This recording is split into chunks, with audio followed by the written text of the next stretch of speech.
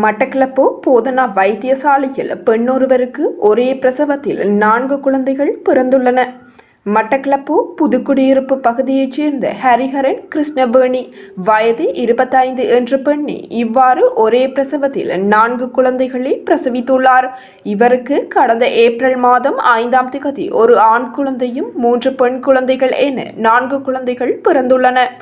4 குழந்தைகளும் தாயும் ஆரோக்கியமாக இருப்பதாக மட்டக்களப்பு போதனா வைத்தியசாலையின் பணிப்பாளர் தெரிவித்துள்ளார். இந்த நிகழ்வில்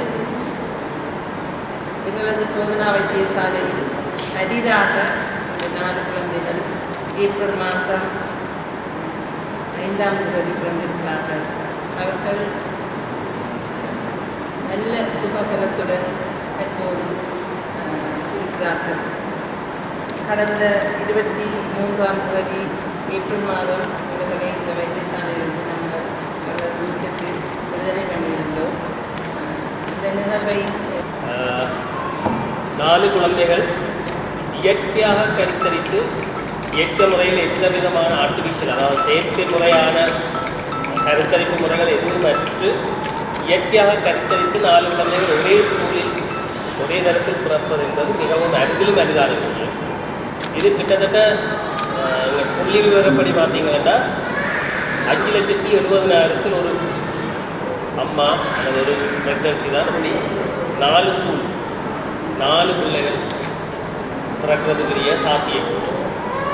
அதுவும் நாளைக்கு இது இன்னும் அரிதாக இருக்கும். எனவே அது 5,71,000 என்பது அநேகமாக இந்த ஆர்டிஃபிஷியலாக செயற்கை முறையில் கருத்தரிப்பு செய்யப்படுவதனால இந்த அம்மா வெளிநாட்டில் இருக்கும்போது தான் கருத்தரித்திருந்தார். அவர் இங்கு வரும்போது கிட்டத்தட்ட 8 வாரங்களில் ஸ்ரீலங்காவுக்கு வந்திருந்தார். அந்த 8 வாரங்களில் ஸ்கேன் பண்ணப்படும் போது தான் 4 குழந்தைகளுக்கு முதல் தரம் கண்டுபிடிக்கும். அம்மா ஏற்கனவே ஒரு தரம் சிசேரியன் சத்திர சிகிச்சைக்கு உட்படுத்தப்பட்டிருந்தார் செல்வவிக்கு. அதுவும் மிகவும் குறுகிய காலம், இடைவெளி அவ்வளவு போதுமான காலம் இல்லை. அப்படி இருந்தும் நாங்கள் அதிகூடிய கவனம் எடுத்திருந்தோம். 3 வாரத்தில் அவள் குறைமாத பிரசவம் நடக்காமல் இருப்பதற்காக ஒரு கீழாலே அந்த கற்ப வாசலை மூடி தைக்கும் செவைக்கல் சர்க்குலாஜ் என்ற ஒரு சிகிச்சை செய்திருந்தோம். அதன் பிறகு மிகவும் க்ளோஸ் மானிட்டரிங், அதாவது மிகவும் அதிகூடிய பராமரிப்பு, அதிகவனமான அதிகூடிய கிளினிக்ஸ் எல்லாம் 2 கிழமைக்கு ஒரு தரம், அதாவது 2 கிழமைக்கு ஒரு தரம் நானே பேசலாக பார்வையிட்டு அவை 32-33 வாரம் வரைக்கும் கொண்டு சென்றிருக்கும். ஸ்டாட்டிஸ்டிக்ஸில் பார்க்கும்போது சாதாரணமாக இப்படியான 4 கருத்தரித்து இந்த அம்மாமார்கள் அவங்களுடைய அவரேஜான பிரசவ காலம் 28 வாரத்திலிருந்து 30 வாரம், அதாவது 28 கிழமை 30 கிழமைக்கு பிறகு அவர்கள் இந்த ப்ரெக்னன்சியை மேற்கொண்டு கொண்டு செல்ல முடியாது. ஆனால் இந்த அம்மாவை நாங்கள் ஒரு வாராக 32 வாரம் 5 நாட்களுக்கும் கொண்டு சென்றிருந்தோம். அதன் காரணமாக இந்த 4 குழந்தைகளும் மிகவும் ஆரோக்கியமாகவும் நல்ல நிறைவுடன் பிறந்திருக்கும். அதனால் எங்களுக்கு இது ஒரு வெற்றிகரமான அவுட்கம், வெற்றிகரமான ஒரு முடிவை தந்திருந்தது. இந்த நேரத்தில் இந்த தருணத்தில் ஒரு மகிழ்ச்சிகரமான தருணம் என்னன்னு சொன்னால், உங்கள் சரவணன் சார் சொன்ன மாதிரி இதுதான் 4 குழந்தைகள் ஒரு தரத்தில் பிறந்து ஒரு சின்ன குறைபாடு இல்லாமல், முக்கியமாக பிறந்ததுக்கு பிறகு அவங்களோட அபிவிருத்தி சரியான முக்கியம், மூளை அபிவிருத்தி அது முற்றுமுழுதாக நல்லதாக இருக்கக்கூடிய மாதிரி 4 குழந்தைகள் சக்ஸஸ்ஃபுல்லாக நாங்கள் இதுவரைக்கும் 1.5 மாதம் போயிருக்கு. அந்த 1.5 மாதத்தில் ஒரு சின்ன குறைபாடும் இல்லாமல் இதுவரைக்கும் போயிருக்குது. இதுக்கு ஒரு டீம் ஒர்க் தான் காரணம். தனியாக ஒரு டிபியில் வேலை செய்கிற நானோ அல்லது அங்கே வேலை செய்கிற ஸ்டாஃப் மட்டுமோ இல்லை. அதுக்கு உங்களோட விஓஜி சார், அவங்களோட டீம், தியேட்டரில் வேலை செய்கிற டீம், அடுத்து மற்ற நிறைய பேர் காரணமாக இருக்காங்க. இதுக்கு நான் என்னோட எக்ஸ்பீரியன்ஸை கொஞ்சம் ஷேர் பண்ணலாம்னு நினைக்கிறேன். என்னென்னு சொன்னால், இது எங்களோட 2வது 4 குழந்தைகள் ஒத்தனையாக பிறந்த 2வது தருணம். 1வது தருணத்தில் பிறந்த குழந்தைகள் கொஞ்சம் முன்னுக்கு பிறந்து அதோட பிறப்பு நிறையும் வந்து கொஞ்சம் குறைவாக இருந்தது. ஒன்று 600 கிராம், ஒன்று 800 கிராம், மற்றது ரெண்டும் 1 கிலோ. அந்த பிள்ளைகளில் வந்து எங்களால் 2 குழந்தைகள் தான் காப்பாற்றக்கூடிய மாதிரி இருந்தது.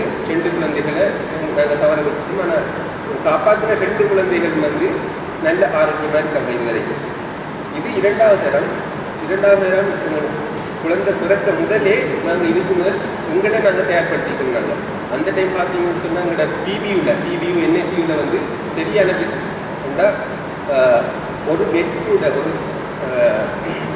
பெட் கூட இல்லாத நிலைமை, ஒரு மெஷின், அதாவது சுவாசத்தை கொடுக்குற தற்காலிகமான மெஷின் வந்து இல்லாத நிலைமையாக இருந்தது. அந்த டைமில் வந்து நான் சேருக்கு நன்றி சொல்ல கடமைப்பட்டிருக்கேன். என்னென்னு சொன்னால், இவங்க சேர் வந்து எங்களுக்கு, நாங்கள் மெடிக்கல் ஸ்டூடெண்டாக இருந்த காலத்தில் கூட சேர் வந்து எங்களுக்கு டீச் பண்ணவர் இருந்தும் கூட நான் இங்கே வேலை செய்ய வந்து தொடங்கினது பிறகு எனக்கு சகல விதமான சப்போர்ட்களையும் உதவிகளையும் செய்ய தொடங்கினேன். இப்போ நாங்கள் அறிவுரை ஏதாவது ஒப்பீனியன் சொன்னால் அதை செவிமடுத்து அதுக்கேற்ற மாதிரி சார் எங்களுக்கு நல்ல ஃப்ளெக்சிபிளாக இருக்க தொடங்கினவர். அதோட பிள்ளை பிறக்கிறதுக்கு 31 கிழமையிலே சார் எங்கிட்ட கதைச்சு என்னன்னு சொன்னால், இப்படி ஒரு குவார்டர் பிளட் 4 குழந்தைகள் பிறக்க இருக்குது, அதுக்கு என்ன செய்யலாம், அதை எப்போ டெலிவரி பண்ணலாம்னு கேட்டேன். அந்த டைமில் பார்த்தீங்கன்னு சொன்னால் எங்களோட பிபியில் வந்து ஒரு பெட் கூட இல்லை, ஒரு மிஷினும் இல்லை. அப்போ அந்த டைமில் எங்களுக்கு டெலிவரி பண்ணிடலாம் இல்லைன்னா, அதே டைம் வந்து அம்மாவும் நல்ல கோஆப்ரேட்டிவாக இருந்தாங்க. சார் இன்னொரு 2 வீக்ஸால் ஒரு 32 கிழமையில் அட்மிட் பண்ணி சார் சொன்னார், நாங்கள் 7 மணி வரைக்கும் வெயிட் பண்ணுவோம். ஆனால் அது இன்னொரு பிரச்சனை இருந்தது, அந்த அம்மாவுக்கு வந்து இன்னொரு சீசர் வந்து செஞ்சுருந்தவங்க, அதுக்கு முதல் சீசர். அதனால் இந்த அம்மாவுக்கு திரும்ப பெயின் வருமென்னு சொன்னால் நாங்கள் உடனடியாக அந்த பிள்ளைகளை பிறக்க வைக்க வேண்டிய நிலைமை ஒன்று இருந்தது. அந்த டைம் வந்து எங்களுக்கு போதுமான வசதிகள் இல்லாததால் நாங்கள் பக்கத்தில் இருக்கிற கல்மனோ ஏஎம்ஹெச் ஹாஸ்பிட்டலையும் உங்களோட உதவிகளை கேட்டிருந்தோம். சப்போஸ் அந்த டைமில் டிலே பண்ணினா குழந்தை பராமரிப்புக்கு அங்கே அனுப்புறதுக்காண்டி எங்களோட அதிர்ஷ்டவசமாக பார்த்தீங்கன்னு சொன்னால் ஒரு 3-4 நாளையில் எங்களுக்கு 3 மெஷின் வந்து ஃப்ரீயாக்கக்கூடிய மாதிரி இருந்தது. 3 மெஷின் வந்து எங்களுக்கு மேலதிகமாக எடுக்கக்கூடிய மாதிரி இருந்தது. அந்த டைமை பயன்படுத்தி நான் அன்றைக்கு வெள்ளிக்கிழமை காலம் நினைக்கிறேன், சரவணன் சார் சொன்னால் இப்படி இந்த டைம் வந்து நல்ல பர்ஃபெக்டாக இருக்கும். என்னென்னு சொன்னால் இப்போ 3 பெட்ஸ் இருக்குது, அந்த டைம் லீவ் பண்ணால் ஓகே சேவ் பண்ணலாம்னு சொல்லி அதை செவிமடுத்து நாங்கள் அதை பிளான் பண்ணினோம்.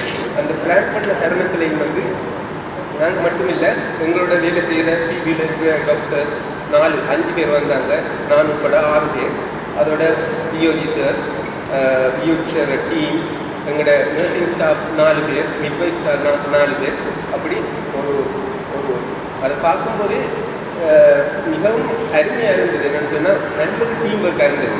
அந்த டீம் ஒர்க் உதவியால் அந்த 4 குழந்தைகளும் ஆரோக்கியமாக பிறந்தாங்க. அன்றைக்கு வெள்ளிக்கிழமை பிறந்தது மட்டும் இல்லை, நாங்கள் அதிர்ஷ்டவசமாக என்று தான் நினைக்கிறேன். என்னென்னு சொன்னால் அந்த டைம் வந்து 3 மெஷின் இருந்தபடியே அந்த 3 மெஷினையும் நாங்கள் பிரயோகிக்கக்கூடிய மாதிரி இருந்தது. அதனால் 3 பிள்ளைகளை வந்து நாங்கள் செயற்கை சுவாசம் கொடுத்து வச்சுருந்தாங்க. ஒரு பிள்ளைக்கு வந்து சின்ன ஒரு ஆக்சிஜன் அளவு தான் தேவைப்பட்டது. அந்த 4 பிள்ளைகளையும் சுமார் 10 தொடக்கம் 14 நாட்கள் வந்து என்ஐசியூ என்ற உயர் பராமரிப்பு பிரிவில் வச்சுருந்தாங்க. சிசுக்கள் சம்பந்தமான உயர் பராமரிப்பு பிரிவில் வந்து அங்கே வந்து 14 நாளைக்குள்ளேயும் வந்து இன்னொரு பிரச்சனைகளுக்கு வர தொடங்கிட்டு. என்னென்னு சொன்னால் முக்கியமாக வந்து எங்களோட டிவியில் வசதிகளை பார்த்தீங்கன்னு சொன்னால் 10 தொடக்கம் 13 பிள்ளைகளுக்குரிய வசதிகள் தான் இருக்கணும்னா அந்த டைம் வந்து சரியான கூடுதலான பிள்ளைகள் இருந்தது. கிட்டத்தட்ட 23 பிள்ளைகள் என்று நினைக்கிறேன். அந்த 23 பிள்ளைகளையும் மேனேஜ் பண்ணுறது சாதாரண விஷயம் இல்லை. அதுக்கு என்னுடைய காரியோகியர்களுக்கு நான் மிக கடமைப்பட்டிருக்கேன். அதோட எங்களோட மெடிக்கல் ஆஃபீஸருக்கு, எங்களோட டாக்டர்ஸுக்கும் மிக கடமைப்பட்டிருக்கேன். என்னென்னு சொன்னால் அவங்க வந்து அந்த டைம் கூட சளைக்காமல் தங்களோட கர்மங்களை செஞ்சு முடித்தாங்க. அந்த டைம் வந்து பார்த்தோம்னா சரியான ஸ்ட்ரெஸ்ஸாக இருக்குன்னு சொன்னால் ஒவ்வொரு பேபியையும் கவனமாக நோமலாக பார்த்தோம்னு சொன்னால் ஒரு பேபிக்கு ஒரு நர்ஸ் தேவை. ஆனால் வந்து அந்த டைம் வந்து ஒரு 3 பேபிக்கு ஒரு நர்ஸ் மாதிரி தான் அப்படி செய்யக்கூடிய மாதிரி இருந்தும் கூட அவங்க தங்களோட வேலைகளை செஞ்சாங்க. அதே டைம் பார்த்தோம்னா அந்த இன்னொரு பிரச்சனை நாங்கள் எதிர்கொள்ளக்கூடிய மாதிரி இருந்தது. அது ஒரு மிகப்பெரிய சவால் இருந்தது. அந்த டைம் வந்து பிள்ளைகளுக்கு வந்து இன்ஃபெக்ஷன் வர தொடங்குது. இன்ஃபெக்ஷன் சொன்னால் நார்மலாக வந்து ஒரு குறிப்பிட்ட அளவில் பிள்ளைகளை பராமரிக்கக்கூடிய மாதிரி இருக்குன்னு சொன்னால் அந்த இன்ஃபெக்ஷன் அளவு வந்து குறைவாக இருக்குது. இது வந்து இவருக்கு மேலே பிள்ளைகள் வந்தபடியாக எங்களோட இன்ஃபெக்ஷன் வர தொடங்கினபடியாக நாங்கள் அடுத்த உதவி நாடினம் எங்களோட மைக்ரோபயாலஜிஸ்ட் டாக்டர் தேவகாந்தன் அவரோட உதவி மூலமாக அவங்களோட இன்ஃபெக்ஷன் கண்ட்ரோல் டீம் மூலமாக வந்து அந்த இன்ஃபெக்ஷனை கட்டுப்படுத்தக்கூடிய மாதிரி இருந்தது. என்ன இதுன்னு சொன்னால் இன்னொரு முக்கியமான விஷயத்தை நான் சொல்லணும். எங்களோட இன்ஃபெக்ஷன் கண்ட்ரோல் வந்து இந்த டீச்சிங் ஹாஸ்பிட்டல் பர்டிகுலரில் வந்து அவங்களோட சேவையை அளப்பெரியதாக செய்கிறாங்க. என்னென்னு சொன்னால் நார்மலாக வேறு ஹாஸ்பிட்டலில் பார்த்தீங்கன்னு சொன்னால் இன்ஃபெக்ஷன் கண்ட்ரோல் அவங்க ஹாஸ்பிட்டலுக்கு அவங்களோட யூனிட்டுக்கு வந்து பார்ப்பாங்க, கிழமைக்கு 1 தரம் 2 தரம் 3 தரம் வருவாங்க. ஆனால் அவங்க வந்து டெய்லி அவங்க வருவாங்க, வந்து இன்ஃபெக்ஷன்லாம் அப்படி இருக்குதுன்னு சொல்லி ஒப்சர்வ் பண்ணிட்டு போவாங்க. அது வந்து மிகப்பெரிய சேவை. என்னென்னு சொன்னால் முக்கியமான பிரச்சனைங்கிற டிவியில் வர பிரச்சனை வந்து இன்ஃபெக்ஷன். அதை கட்டுப்படுத்தாட்டி வார பிள்ளைகளை உங்களால் காப்பாற்ற முடிய நிலைமை இருக்குது.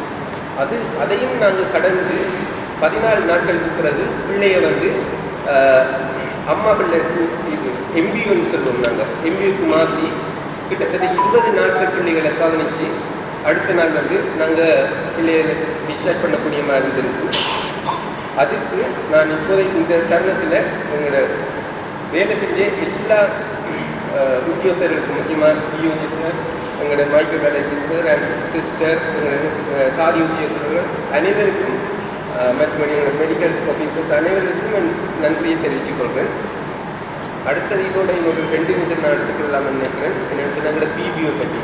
எங்களோட பிபியூ வந்து இங்கே ஈஸ்டர்ன் ப்ரொவின்ஸில் கிழக்கு மாகாணத்திலே வந்து ஒரு பெரிய ஒரு யூனிட். பிபியூ என்ஐசின்றது ஒரு பெரிய யூனிட்.